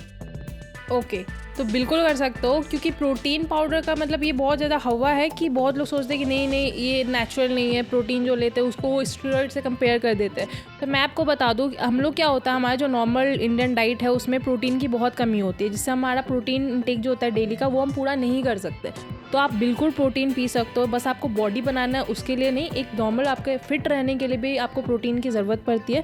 तो आप बिल्कुल प्रोटीन पाउडर ले सकते हैं। क्रिएटिन जो होता है वो आपको स्ट्रेंथ बिल्ड करने में बहुत ज़्यादा हेल्प करता है, स्टैमिना में हेल्प करता है, आपके ब्रेन सेल्स को में बहुत ज़्यादा हेल्प करता है। तो आपके ओवरऑल फंक्शन के लिए भी क्रिएटिन बहुत अच्छा है। तो अगर वो 16 साल के हैं एंड उनको क्रिकेट खेलना है तो ये दोनों चीज़ें वो ले सकते हैं। तो अब दूसरा सवाल है, ये मैं भी पूछना चाहूँगा आपसे अपने तरफ से, बट खैर ये कमेंट में भी आ चुकी है कि क्रेविंग कैसे अवॉइड करें। कभी कभी ऐसा होता है ना यार कि हम डाइट पर है पर फिर भी बहुत ही ज़्यादा क्रेविंग उठती है अंदर से कि यार खा लूँ क्या, तो उसे कैसे कंट्रोल करें? तो क्रेविंग कंट्रोल करने के लिए 2 तरीका है। एक तो पहले बात तो है कि आप उसको जो भी आपको खाने का मन कर रहा है, फॉर एग्जांपल आपको खाने का मन कर रहा है बर्गर, पिज़्ज़ा, ये सब खाने का आपको मन कर रहा है, नॉर्मली हमेशा यही करता करता है। है। हाँ, नॉर्मली यही करता है। तो आप उसका हेल्दी अल्टरनेटिव कर सकते हो। आप खुद से वो बर्गर को हेल्दी वे में बना सकते हो, चिकन पैटी से, चिकन ब्रेस्ट को अच्छे से टेस्टी बना के, मतलब आप उसको एक हेल्दियर टेस्टियर वर्जन बना के उसको खा सकते हो। तो आपको क्रेविंग्स की ज़रूरत नहीं पड़ेगी। एंड क्रेविंग्स हमें तभी होते हैं जब हम लोग का पेट भरा हुआ नहीं रहता है। तो अगर आप अपने डाइट में प्रोटीन का इंटेक बढ़ा दोगे, प्रोटीन आपको फुल रखने में बहुत ज़्यादा हेल्प करता है, तो आपका पेट भरा रहेगा, तो आपको क्रेविंग्स नहीं होगी, अननेसेसरी क्रेविंग्स। नेक्स्ट कमेंट पे चलते हैं। मैं स्मोक करता हूँ पर मैं 30 मिनट कार्डियो भी करता हूँ, तो क्या मेरा स्टेमिना मेंटेन रहेगा? अगर आप स्मोक करते हैं तो आप 30 मिनट कार्डियो कर ले रहे हो, वही बहुत बड़ी बात है क्योंकि ये पॉसिबल नहीं है। अगर आप स्मोक वगैरह कर रहे हो तो आपको इसी के वजह से जो ये हार्ट अटैक्स वगैरह आ रहे हैं, जिम में जो लोग सुनते हैं कि मुझे बहुत लोगों को हार्ट अटैक आया जिम में वर्कआउट करते वक्त, वो इसीलिए होता है क्योंकि उनका जो ये स्मोकिंग एक one of the main reason होता है। ये मजाक में लोग पूछ रहे हैं लेकिन ये बहुत सीरियस बात है। मेरे खुद के जान पहचान के लोग हैं जिनको हार्ट अटैक आया हुआ है एंड डॉक्टर ने मेजर रीज़न स्मोकिंग ही बताया है। तो ऑडियंस अगर इस चीज़ को देख रहे हैं तो अगर आप फिटनेस में, अगर आप सच में एक हेल्दी लाइफस्टाइल अडॉप्ट करना चाहते हो तो प्लीज़ स्मोकिंग को क्विट कर दो। इसका कोई और सॉल्यूशन बिल्कुल नहीं। ऑडियंस में जितने भी लोग देख रहे हैं, ऑडियंस समझ जो जाओ। बात है। हाँ, और समझ जाओ और सिर्फ समझो ही मत, इसे एग्जीक्यूट भी करो अपनी जिंदगी में। सो अब नेक्स्ट जो कमेंट है वो है कि ऐसा सुनने में आता है कि किस करने से 2-3 कैलोरीज बर्न होती है, तो क्या किस करने से या फिजिकल होने से हमारे फिटनेस पर कोई इम्पैक्ट पड़ता है? मैंने एक एड भी देखा था और एक मूवी में भी सुना था। मूवी का नाम था हॉलीडे। मुझे याद है अक्षय सर और सोनाक्षी मैम के बीच ये कन्वर्सेशन हो रही थी कि किस पर किस करते हैं, कैलोरीज बर्न करते हैं, ऐसा वैसा, ये इस तरह की कुछ कन्वर्सेशन थी। तो क्या ये सही है? तो किस करने से अगर कैलोरीज बर्न हो रही है तो एक थप्पड़ पड़ने से भी उससे भी कैलोरीज बर्न होती है। तो अगर आपको कैलोरीज बर्न करना है तो वो भी एक बहुत अच्छा तरीका हो सकता पहले है। एक किस लो, उसके बाद एक थप्पड़ खाओ। तो क्या आपने ये जो जवाब दिया, ये जिसने ये कमेंट किया उस पर ये एक तमाचे की तरह आपने ये जवाब दिया है? ले सकते हैं हम। तो भाई ये भी देखो, एक गलत इन्फ्लुएंस दे रहा है। ठीक है, मतलब एक इंसान है जिसको वेट लॉस करना है, वो किसी भी पर्टिकुलर लड़की को लेके किस कर लेगा, उसका दो कैलोरी लॉस, एक थप्पड़ खाया 4 और लॉस, तो भाई उसके लिए बेनिफिशियल है ये तो गलत है बात। फिर ये बात सही है आपकी, पर खैर ये सब क्वेश्चंस आते हैं और इसीलिए हमने ये शो बनाया है कि जो दिल में हो हम बात कर सके खुलकर। तो खैर जो भी ये कमेंट किया है वो पांडु हो, तो यहाँ पे कमेंट का तो खैर सिलसिला खत्म होता है। Sponsored by hotel Reliance. Ankit भैया, अगर आप ये देख रहे हैं तो आपको पता होगा कि हम लोग कितना एफर्ट डाल रहे हैं होटल रिलायंस के लिए। अगले क्वेश्चन पे हम लोग पहुंचते हैं। ठीक है, अब अभी तक तो बहुत सारा फन सेगमेंट चला, कुछ ऐसे सीरियस टॉपिक्स भी हैं जिस पे कई लोग बात करना चाहते हैं पर उनका जवाब उनको मिल नहीं पाता है। तो पहला तो मेरे पास एक क्वेश्चन है कि पीसीओडी बहुत कॉमन है आज के टाइम पे। पीसीओडी वुमेन में बहुत ज़्यादा कॉमन हो चुका है और बहुत लोग इसको बीमारी के तौर पे लेके चलते हैं, लाइक कि किसी तरह की बीमारी है। तो क्या ये किसी तरह की बीमारी है या फिर लाइक कोई हेल्थ इश्यू है, और इसको एक्सरसाइज के ज़रिए और फिटनेस के ज़रिए कैसे फिक्स किया जा सकता है? तो सबसे पहले तो ये जो पीसीओडी है, that is polycystic ovarian disease, या फिर हम इसे पॉलीसिस्टिक ओवेरियन सिंड्रोम भी बोल सकते हैं। ये कोई बीमारी नहीं है, पहली बात ये लड़कियों के बॉडी में जब हार्मोन इम्बैलेंस होते हैं उसके वजह से जो होता है उसे हम लोग पीसीओडी या पीसीओएस बोलते हैं। बेसिकली ये या तो जेनेटिकली होता है या तो कुछ बॉडी में हार्मोन इम्बैलेंस है उसकी वजह से होता है, जिसके वजह से हमारा जो मेंस्ट्रुएशन साइकिल होता है उसका जो टाइमिंग होता है वो डिले होते हैं, आपको लेट पीरियड्स आता है, साथ ही साथ बॉडी में बहुत सारे चेंजेस होते हैं, एक्नेस वगैरह की प्रॉब्लम हो जाती है और इसके वजह से आपका बहुत ज़्यादा मूड स्विंग ये सब भी होता है। इसका मेजर रीज़न यही होता है कि आपकी बॉडी में हार्मोन जो इम्बैलेंस हो रहा है उस चीज़ की वजह से होता है, वो भी आपके डाइट के वजह से भी होता है। जैसे हम लोग जो दूध डेयरी जो पैकेज वाले दूध पीते हैं या फिर हम लोग जो चिकन वगैरह खा रहे होते हैं तो वो इंजेक्टेड रहते हैं, हार्मोन्स उसमें डाला जाता है अभी के ये में, जिसके वजह से भी उसे जब फीमेल इनटेक करती है तो उसके वजह से भी उनको इस चीज़ से प्रॉब्लम होती है, उन्हें पीसीओडी या पीसीओएस हो जाता है। तो इसका सबसे बड़ा सिम्टम ये होता है कि वो बहुत ज़्यादा वेट पुट ऑन कर लेती है तो उन्हें लूज़ करने में बहुत ज़्यादा डिफ़िकल्टी आती है। लेकिन अगर आप एक हेल्दी लाइफस्टाइल अडॉप्ट करते हो, अच्छा खान पान अपना रखते हैं तो आप इस चीज़ को बहुत हद तक सप्रेस कर सकते हो, बहुत हद तक कंट्रोल कर सकते हो। तो इसका एक मेजर सोल्यूशन यही है कि आप अपने डाइट पे अच्छा से वर्क करने लगो, अपने जनरल फिटनेस पे ध्यान दो, एक हेल्दी लाइफस्टाइल अडॉप्ट कर लो तो आप इसको बहुत हद तक कम कर सकते हैं और ये कोई बीमारी नहीं है जिससे वो लोग बीमारी की तरह देख रहे हैं। बिल्कुल प्रॉब्लम आती है। अगर आपका मेंस्ट्रुएशन साइकिल सही नहीं है तो ऑफ कोर्स आपको प्रेगनेंसी में प्रॉब्लम आएगी। इसीलिए बहुत ज़्यादा इंपॉर्टेंट है जब ये स्टार्टिंग स्टेज में होता है तो आप एक गायनेकोलॉजिस्ट को कंसल्ट करो, कंफर्म करो क्या ये आपका स्टार्टिंग स्टेज है। वो भी आपको सबसे पहला सॉल्यूशन यही बताते हैं कि आपको वेट लॉस करना चाहिए, क्योंकि मेजरली सबका बहुत ज़्यादा वेट गेन हो जाता है इस सिचुएशन में। तो आपको अगर आपका बहुत ज़्यादा वेट गेन हो रहा है, आपके पीरियड्स वगैरह बहुत डिले आ रहे हैं या मेंस्ट्रुएशन साइकिल एक महीने 2 महीने नहीं आ रहा है तो गो टू अ गायनेकोलॉजिस्ट। वो आपको सजेस्ट पहला चीज़ यही करेगी कि एक हेल्दी लाइफस्टाइल अडॉप्ट कीजिए और अपना वेट लॉस कीजिए। तो आप वो चीज़ करोगे तो ये चीज़ ठीक हो जाएगा और प्रेगनेंसी में कोई प्रॉब्लम नहीं आएगी। सो देखिए अभी काफ़ी सारी नॉलेज मिल चुकी है आपके माध्यम से हमारे शो को और जितने भी व्यूअर्स हैं उनको। प्रीति जी, जो ब्रेस्ट कैंसर की जो डिजीज़ है, इस डिजीज़ को कहा जाता है कि अगर हम एक हेल्दी लाइफस्टाइल रखें, डाइट को हेल्दी रखें और हफ्ते में 4 दिन या 5 दिन हम अच्छे से जिम करें तो ये जो डिजीज़ है इसको हम कहीं ना कुछ हद तक कंट्रोल कर सकते हैं। लाइक 30 to 50% रोहन, हाँ 30 to 50% आप इस चीज़ को सप्रेस कर सकते हैं। मैंने भी इस चीज़ के बारे में सुना था, पर इस पे कोई भी डॉक्टर बात नहीं करता। आप अगर डॉक्टर के पास जाते हैं वो आपको दवाइयाँ लिख देते, वो आपको इंजेक्शन सजेस्ट कर देते हैं, लेकिन आपको एक्सरसाइज के बेनिफिट्स नहीं बताते हैं कि आप एक्सरसाइज के थ्रू और हेल्दी डाइट के थ्रू आप इसको 30 to 50% रिड्यूस कर सकते हो अपने चांसेस को। तो ये क्यों हो रहा है? क्यों डॉक्टर इस पे बात नहीं करते एक्सरसाइज और फिटनेस को लेकर? तो इसका बहुत सारे रीज़न हो सकता है। जैसे मैंने आपको पीसीओडी में भी ये चीज़ बताया कि अगर आप एक हेल्दी लाइफस्टाइल अडॉप्ट करते हो तो आप उसको बहुत हद तक क्योर कर सकते हो। सेम चीज़ अगर आपको ब्रेस्ट कैंसर है तो उसको भी आप बहुत हद होने वाला है तो वो चीज़ आप ठीक कर सकते हो। अगर आप डाइट या वर्कआउट या एक हेल्दी लाइफस्टाइल जिम जा रहे हो रेगुलरली तो उसे 30 to 50% जैसा आपने बोला वो चीज़ कंट्रोल हो सकता है। लेकिन कोई डॉक्टर ये चीज़ बताता क्यों नहीं है? उसके मेजरली ये रीज़न हो सकता है कि उन्हें पैसे कमाना है।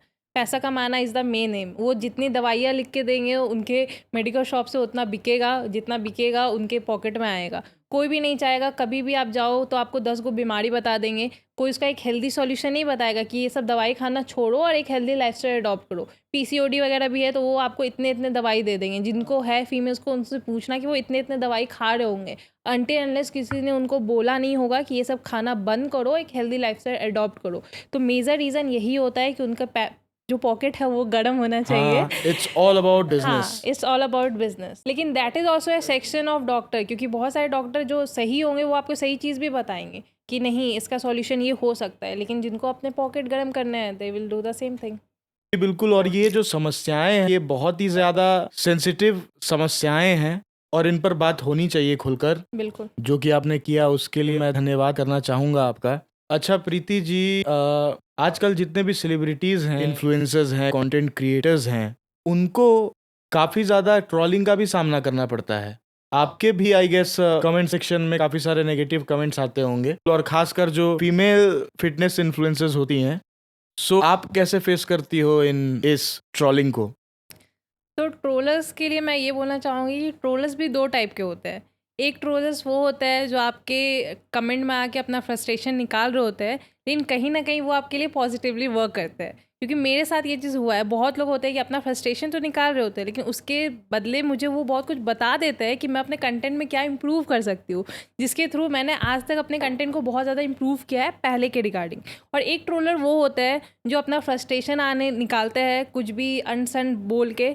तो चलो ठीक है भाई, किसी को अगर मेरे कमेंट बॉक्स का इंतज़ार रहता है मेरे रील का, क्या कि मेरे को कुछ अनसन बोलेंगे, उनका फ्रस्ट्रेशन निकलेगा, वो खुश हो जाएंगे, तो खुश हो लो, अच्छी बात है ना। मैं किसी के खुशी का एक रीज़न बन रही हूँ, आप खुश हो जाओ, मैं भी खुश हो जाऊँगी, मेरे ऑडियंस खुश है, मैं खुश हूँ।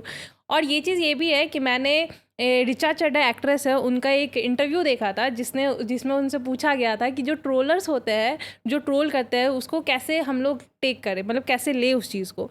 तो उन्होंने एक बहुत अच्छा सा बात बोला था, मैं पूरा तो नहीं बताऊँगी, लेकिन मेरे को एक चीज़ बहुत अच्छा लगा था कि चिंटू चंडीगढ़ में बैठ के तुम्हारे बारे में क्या सोच रहा है, तुम्हें क्या फ़र्क पड़ता है।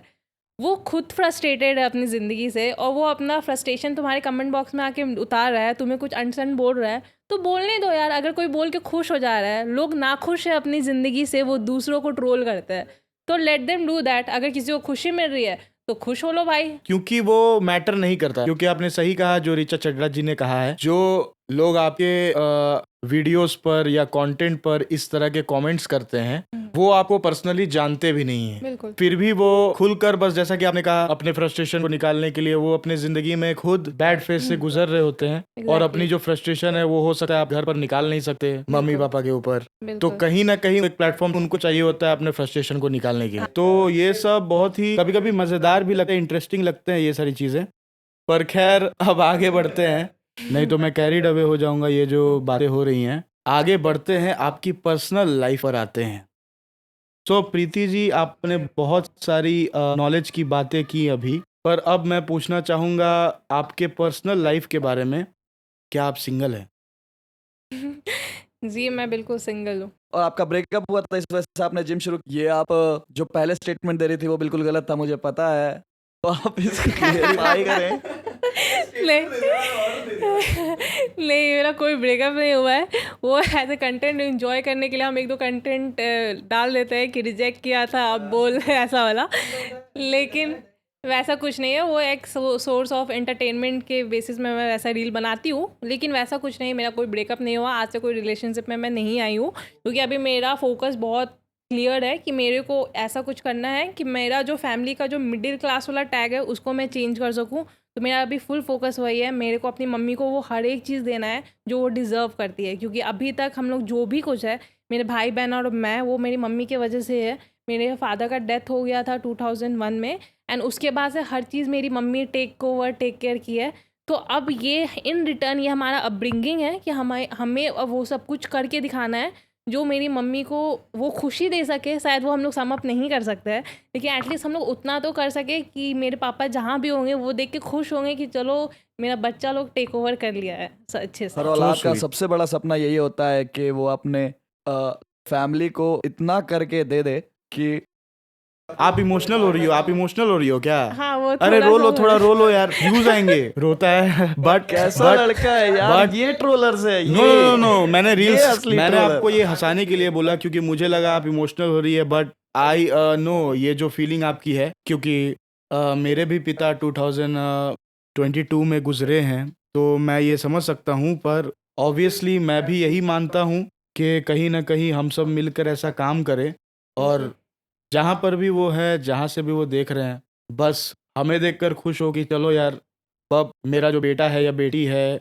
कर रहा है, अपने रेस में अच्छी तरीके से दौड़ रहा है। कुछ ऐसा कर रहे हैं पर कि हमारी नहीं, फैमिली कभी ना कभी आज नहीं हो सकता है कि to कल को be- प्राउड करें। बट टू बी ऑनेस्ट, देखिए ये सारी चीज़ें जो होती है ना, लोग कहते हैं कि फादर आपको देख रहे हैं, आप इमोशनल मत हो, सैड मत हो, बट मैं जो फील करता हूँ कि फादर का नहीं होना, वो कहीं ना कहीं कितने भी लोग समझा दे, कितने भी लोग बोल दे कि यार बुरा मत फील करो ये वो, लेकिन वो नहीं होना, वो वही समझ सकता है जिसके लाइफ में फादर नहीं है। और अभी तक मैंने जो भी यहाँ पर मैं बैठा भी हूँ आपके सामने, तो बिकॉज ऑफ माई फादर, और इतना मैं बोल पा रहा हूँ जो मेरी थिंकिंग है बिकॉज ऑफ माई फादर।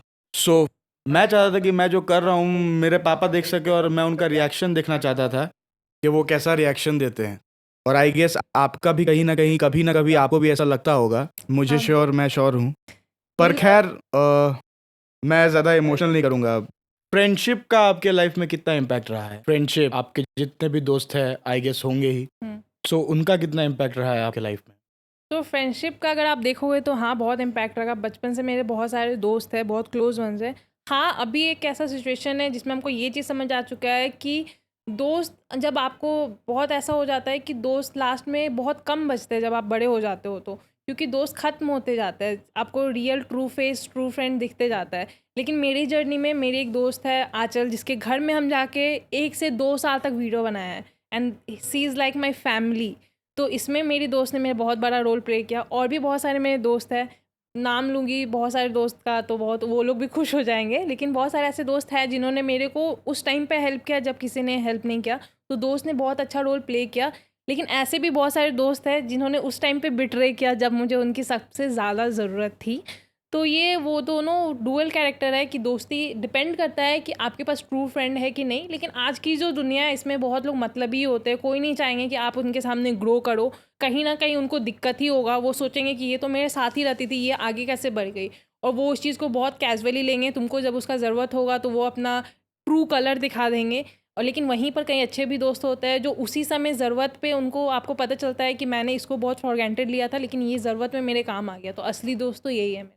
तो ये सब कुछ मैंने मतलब जितने आप मैच्योर होते जाते हो, जितने आपके दोस्त कम होते जाते हैं। सक्सेसफुल होते जाते हो, मैच्योर होते जाते हो, उतने ही लिमिटेड लोग आपकी जिंदगी में बचते हैं। लेकिन वो लिमिटेड लोग ही जरूरी क्वालिटी होते है, हैं। जरूर, हाँ, काफी होते हैं यार। अच्छा, डू यू फील कि मतलब जब आप ग्रो कर रहे होते हो या ग्रो कर जाते हो, एक पॉइंट पर पहुंच जाते हो, तो उसी के साथ साथ जब आपकी माइंडसेट में भी बहुत सारी चेंजेस आते हैं, ठीक है? क्योंकि आप अब मान के चलो एक वक्त ऐसा होगा जब आप उतना ज़्यादा फोकस्ड नहीं थे अपने करियर को लेकर, पर आज आप बहुत ज़्यादा फोकस्ड हो। सो जो आपके फ्रेंड्स है, फैमिली है, रिलेटिव है आपके अराउंड, आपको ये समझ आने लगता है कि किन लोगों को अपने लाइफ में रखना चाहिए, किन लोगों को सेक्रीफाइस करना चाहिए। ये भी होता है क्योंकि ज़रूरी नहीं है कि आप जब अपने दोस्तों को या लोगों को सेक्रीफाइस करते हो अपनी ज़िंदगी से, सो वो लोग बुरे हैं, they are not a good human being. कभी कभी खुद के लिए भी लोगों को सेक्रीफाइस करना पड़ता है अपनी लाइफ में। सो क्या आपने भी सेक्रीफाइस भी किया होगा अपनी ज़िंदगी में काफ़ी सारे लोगों को, जब आपको लगा होगा कि यार कि कहीं ना कहीं मैंने अपने करियर को ज़्यादा प्रायोरिटी दी है इस वक्त, तो ऐसा होता है? हाँ, बिल्कुल होता है। जैसे अभी मेरा जो रूटीन मैंने आपको बताया है, मैं आधा टाइम जिम में रहती हूँ, आधा टाइम मैं वीडियो बना रही होती हूँ, आधा टाइम मैं एडिट कर रही होती हूँ, मेरा मोस्ट आधा टाइम मैं वर्कआउट क्लासेस कराती हूँ। तो मेरा आधा टाइम तो मेरा इसी में चल जाता है। इसमें बहुत बार ऐसा होता है कि मेरे को फ्रेंड्स के साथ घूमने जाना होता है, मैं मना कर देती हूँ। फैमिली के साथ टाइम स्पेंड करना होता है, वो मना कर देती हूँ मैं। तो उस टाइम में ये होता है, जो क्वालिटी फ्रेंड्स होते हैं वो ये चीज़ को अंडरस्टूड करते हैं कि हाँ, इसका अपना शेड्यूल है, तो उस चीज़ को हम रिस्पेक्ट करते हैं। बहुत लोग सोचते हैं कि मैं एरोगेंट हो चुकी हूँ, बहुत लोग सोचते हैं घमंड आ गया है, थोड़ा सा फॉलोअर्स बन गया है। तो वैसा नहीं है कि अब मेरे को पता है कि मेरा गोल कहाँ है, मेरे को इन्जॉय करना है। तो हाँ, मैं टाइम निकाल के इन्जॉय कर लूँगी अपने दोस्तों के साथ, लेकिन मेरा जो फोकस है वो मेरा स्ट्रेट टू द पॉइंट है। और इसमें कोई मेरे को एरोगेंट समझे तो समझ सकता है। I agree. यार मेरे को एक इंसिडेंट अपना याद आ रहा है, शेयर तो नहीं करना चाहता था पर करता हूँ। जब इस इंडस्ट्री में आ रहे थे हम लोग, लाइक कैसे इस चीज़ को डिफाइन करें, इस फील्ड में आ रहे थे, बेसिकली कंटेंट क्रिएशन के फील्ड में आ रहे थे। तो मेरा भी एक सर्कल हुआ करता था, काफ़ी अच्छा सर्कल था, काफ़ी बड़ा सर्कल था। लेकिन जब उनको टाइम देना कम हो गया, लाइक हम लोग के टाइम का शेड्यूल ऐसा था कि हम लोग 2-2 3-3 घंटे कॉल पे बात कर रहे हैं, व्हाट्सएप पे बातचीत चल रही है। फिर एक टाइम आया जब इस फील्ड में आना शुरू हुए तो टाइम उधर देना बंद हो गया। ठीक है, उनके साइड से ऐसा था ना कि लाइक ट्रोल करना शुरू कर दिया उन्होंने। अच्छा प्रीति जी, जितने भी फिटनेस फ्रीक लोग होते हैं उनका कहीं ना कहीं चीट डे ज़रूर होता है। सो आप अपने चीट डेज पर क्या खाना पसंद करती हैं? तो मैं अपने चीट मील्स में, मेरे को मोमोज बहुत ज़्यादा पसंद है, रोज़ Okay. बहुत ज़्यादा पसंद है, तो मैं ये ज़रूर खाती हूँ। ओह, तो हमें भी बताओ यार, कहाँ पर आप खाते हो ये? बोकारो का हिचकी ठेला आप नहीं जानते, वहाँ पर बहुत ओह। टेस्टी रोज़ मिलते हैं। रियली? हाँ और मोमोज भी? हाँ, बहुत ज़्यादा। अच्छा, तो यार धीरज भैया ऑर्डर करो यार, बहुत भूख लगा है यार। ऑर्डर कर सकते हैं हम लोग यहाँ पे। हाँ, क्यों नहीं यार। ये हिचकी ठेला बोकारो के बारे में पहले भी मैंने बहुत सुना है, पर आपने भी बता दिया तो यार टेस्ट करना ही पड़ेगा। तो आप किस बात की देर कर रहे हो? जल्दी से अपना फोन उठाओ और स्विगी, जोमेटो कहीं से भी ऑर्डर करो हिचकी ठेला बोकारो के लजीज और डिलीशियस फूड। और मैं बता दूं कि वहाँ के फ्लफी और स्मूथ मोमोज को खाकर आपको मजा आ जाएगा। और सिर्फ इतना ही नहीं, वहाँ के ओरियो शेक और किटकैट शेक को पीकर जो आपके गले और दिल को सुकून मिलेगा ना, मैं क्या बताऊं यार। सो जल्दी से वहाँ के डिशेस को ट्राई करो और हमें भी बताओ कि कैसा लगा आपको वहाँ के डिशेस। और कहाँ जा रहे हो यार? अगर आप हिचकी ठेला जाते हो या फिर वहां से कुछ भी ऑर्डर करते हो तो हमारे कूपन बी रियल बस 10 का यूज करने पर मैं बता दूं आपको 10% की डिस्काउंट दी जाएगी। 10% डिस्काउंट ऑन एवरी ऑर्डर। तो देर किस बात की, जल्दी से जाओ और 10% कम होने का लुत्फ उठाओ। भाई खाना आ गया। लेकर आओ। कट। तो चलिए बढ़ते हैं हम अपने अगले और आखिरी सेगमेंट की तरफ, जिसका नाम है truth and myth, powered by हिचकी ठेला।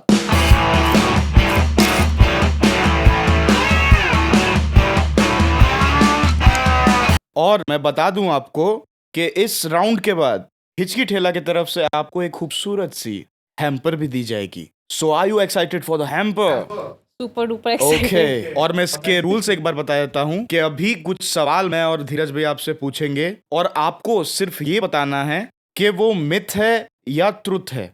ओके सो आपको सिर्फ ये 2 वर्ड में आंसर देना है, मिथ या ट्रुथ, और कम शब्दों में आप एक्सप्लेन भी कर सकती हैं। सो आगे बढ़े। ओके सो मेरा सवाल है, carbs makes you fat? No, it's a myth. Carbs हमें एनर्जी प्रोवाइड करती है जिससे हम लोग वर्कआउट वगैरह अच्छे से कर पाते हैं, तो कार्ब्स हमें मोटा नहीं करती है, तो इट्स अ बिग मिथ है भैया। Okay, the next question is fasting makes you fit. अगर ऐसा होता तो मेरी स्टार्टिंग वाली जर्नी थी, जो मैं दिन भर भूखे रहती थी, तो उससे शायद मैं फिट हो जाती। ये सबसे ज्यादा आपको क्लेरिफाई करने की जरूरत है, क्योंकि आजकल की फीमेल्स है, मोस्टली फीमेल्स के बारे में मैं बोलूँगा, वो लोग सोचती हैं कि मैं फास्टिंग करूंगी तो मैं फिट हो जाऊंगी। नहीं, एक बहुत बड़ा सा मिथ है। अगर आप फास्ट कर रहे हो तो आप अपने बॉडी को कोई न्यूट्रिएंट्स नहीं दे रहे हो, इससे आप बीमार पड़ सकते हो लॉन्ग रन में जाके, तो आपको फास्टिंग बिल्कुल नहीं करना है। The best way to lose weight is to reduce calories intake. Calorie intake reduce करना इंपॉर्टेंट होता है, लेकिन सिर्फ कैलोरी इनटेक रिड्यूस करके आप अपना वेट लॉस नहीं कर सकते हो। साथ में एक अच्छा set of workout equally important होता है, तो इट्स अ मिथ। मतलब किस करके सिर्फ वेट नहीं बढ़ा, कम कर सकें? वो आप कभी नहीं कर सकते हो। चलिए नेक्स्ट क्वेश्चन पे चलते हैं। Pain means you are doing good.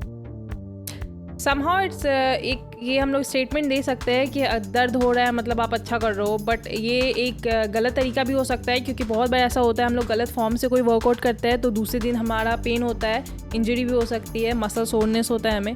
तो पेन्स का मतलब ये नहीं कि आप बहुत अच्छा कर रहे हो कभी कभी, एंड किसी किसी कंडीशन में हाँ लास्ट के जो रेप्स होते हैं उसमें जो दर्द हो रहा होता है उसी में आपकी असली मसल बिल्ड हो रही होती है।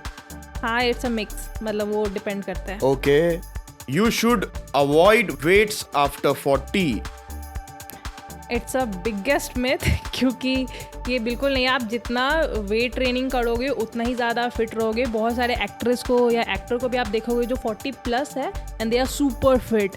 अक्षय कुमार को आप देख सकते हो, ये सब सलमान खान को आप देख सकते हो, ये सब वेट ट्रेनिंग करते हैं, तो उनको ये फिट रखने में बहुत ज़्यादा हेल्प करता है। Next question, muscle memory help you recover soon. हाँ बिल्कुल, ये कह सकते हैं हम, क्योंकि हमारी जो मसल मेमोरी होती है, अगर आपने पहले जिम करा हुआ है, फिर आपने जिम छोड़ दिया, फिर वापस जब आप जिम करोगे तो आप इजीली वापस से वो मसल बिल्ड कर पाओगे as compare to a beginner. मतलब इट्स अ ट्रूथ। हाँ, कैसे? Okay, and the last but not the least, weight training makes you bulky. तो it's not truth until unless आप कैलोरी सरप्लस में नहीं खा रहे हो, जो आपको हेल्प करेगा बल्किंग में। बल्किंग में डाइट बहुत ज़्यादा अच्छा क्रूशियल रोल प्ले करता है, तो ऐसा नहीं है कि आप वेट ट्रेनिंग कर रहे हो तो आप बल्क कर लोगे, बहुत टफ होता है। Bulking the most crucial thing is diet. हाँ, कैलोरी सरप्लस में खाना, वो सारे फूड्स खाना जिसमें हाई कैलोरी हो, जो आपको मोटा करने में हेल्प करेगा एक अच्छे तरीके से। Okay, so this was all about truth and myths round powered by हिचकी ठेला। अब वक्त आ गया है आपके खूबसूरत से हैम्पर का। सो हैम्पर लेकर आओ जल्दी। So here we go Preeti ji, ये रहा आपका खूबसूरत सा हैम्पर हिचकी ठेला की तरफ से। थैंक यू सो मच, मतलब इतना सुंदर से आप लोगों ने डेकोरेट करा इसको। मैं चाहूंगा कैमरे पर आप एक बार दिखा दो अपने हैम्पर को, ताकि ऑडियंस भी देख ले। ये आप देख सकते हो। थैंक यू हिचकी ठेला, बहुत सुंदर है ये हैम्पर, स्पेशली आपने मेरे पिक्चर्स यूज करे हुए हैं। और डेकोरेशन भी बहुत प्यारा है। तो पहली बार लाइफ में मुझे कोई हैम्पर मिला है एंड मैं बहुत खुश हूँ। Thank you. Okay. So this was all about our truth and myth round powered by हिचकी ठेला। और मैं फिर से आपको बताना चाहूंगा कि अगर आप हिचकी ठेला जाते हो और वहां जाकर हमारा कूपन बी रियल बज 10 यूज करते हो तो अप टू 10% तक की आपको डिस्काउंट मिल सकती है। तो जल्दी से जाओ और वहां के लजीज और चटाकेदार खानों का लुत्फ उठाओ। पर चलिए, आज का हमारा सफर यहीं तक था, आज के पॉडकास्ट का। और हमें आपसे बात करने में, कन्वर्सेशन करने में बहुत ही ज्यादा मजा आया। और मुझे पता है कि हमारी ऑडियंस भी आज के इस एपिसोड से काफी सारी चीजें सीख कर जाएगी।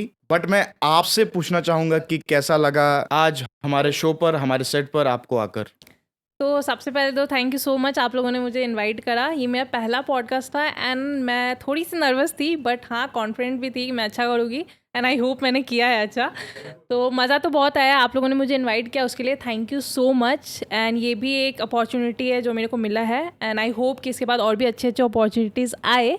एंड इसी बात पे मैं एक शायरी भी बोलना चाहूँगी बिल्कुल। कि अगर सब कुछ मिल जाएगा ज़िंदगी में तो तमन्ना किसकी करोगे। सब कुछ मिल जाएगा ज़िंदगी में तो तमन्ना किसकी करोगे। कुछ अधूरी ख्वाहिशें तो ज़िंदगी जीने का मज़ा देती है। वाह वाह वाह, दिल की बात बोल दी, बहुत ही अच्छी बात कही आपने। और एक बात मैं और बोलना चाहूँगी, हम सब के लिए जो लोग यहाँ पर मेहनत कर रहे हैं, इतना ज़्यादा आप लोग इतना मेहनत कर रहे हैं, मैं भी मेहनत कर रही हूँ, तो उनके लिए मैं बोलना चाहूँगी, शाहरुख सर ने एक बहुत अच्छी चीज़ बोली थी कि जो कुछ नहीं करता है वो कमाल करता है।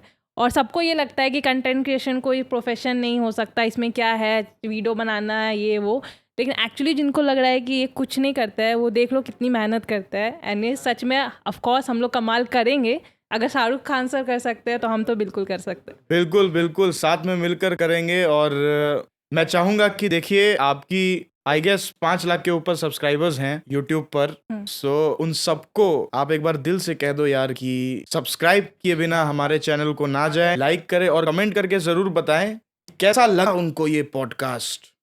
तो जितनी भी ऑडियंस अभी जो मेरी ऑडियंस है अगर देख रही है तो प्लीज़ बी रियल बस को सब्सक्राइब करना मत भूलिए। ये लोग बहुत अच्छी टीम है एंड बहुत ज़्यादा मेहनत कर रही है एंड ये डिज़र्व करते हैं कि आप लोग इनको ज़्यादा अप्रिशिएट करो, ज़्यादा प्यार दो। तो जितना प्यार आप मुझे देते हो उतना ही प्यार इन टीम को भी दो और चैनल को सब्सक्राइब ज़रूर कर देना अगर सब्सक्राइब नहीं किया, और बेल आइकन ज़रूर दबा देना और ऑल का नोटिफिकेशन भी डाल देना। This was all about our episode. और मैं बता दूं कि यार प्रीति जी ने भी कह दिया सब्सक्राइब करने को, तो कर दो यार। चलो, अब मैं ज्यादा चीप नहीं बनूंगा, पर हाँ सब्सक्राइब जरूर करना। और ऐसी ही स्टोरीज को जानने के लिए हमारे शो के साथ आप जुड़े रहें, ताकि ऐसे ऐसे गेस्ट हम अपने शो पर बुलाएं और आप तक उनकी सोच, उनकी नॉलेज पहुंचा सकें।